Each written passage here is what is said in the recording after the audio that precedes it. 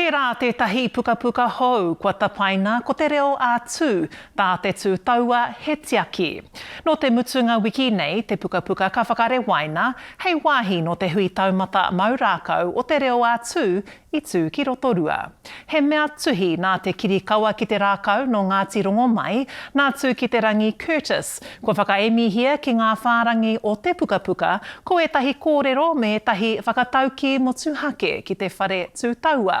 Me te aha, ko ia hei rau emi whakatairanga I te kauenga tuku iho o te maurākau ki ro kura. Hei painga hoki mo ngā uri whakaheke. Kia ora Nita Harrison, te roanga atu. Ngā karakia whakatau Māori I te pātaka whakairi ngā kōrero. Nau te whare tūtaua, o te arawa tōkawa.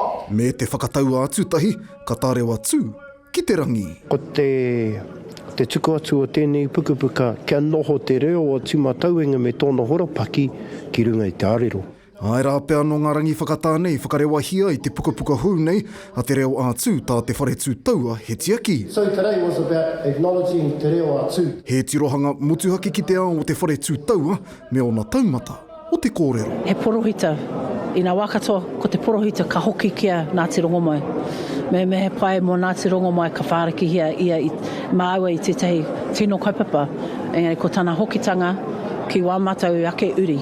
Ai kia tuki e paniwaha nei te ngākau tāwhati ki ngā mōrehurehu o te ao tūtaua, I kape tau ai. Io, te taku ai, te taku o tāne pepaka o te wao. Tana kōkiri. Kei te tuku atu ki te ao, me tōku ruku ki tērā ao I roto I ngā tau. Me taku whakamārama ki tērā kupu.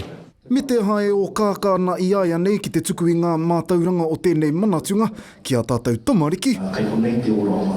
I o tātou kura. Kia huri hei raumi, I te mea he tumuaki ahau, mōhio au etahi raumi ka tai ki te kuraka, ka noho ki te kapata hei whare punga werewere noa. Ka mutu I nā rā te tānga o te manawa kua puta hei taonga mā te ana mata.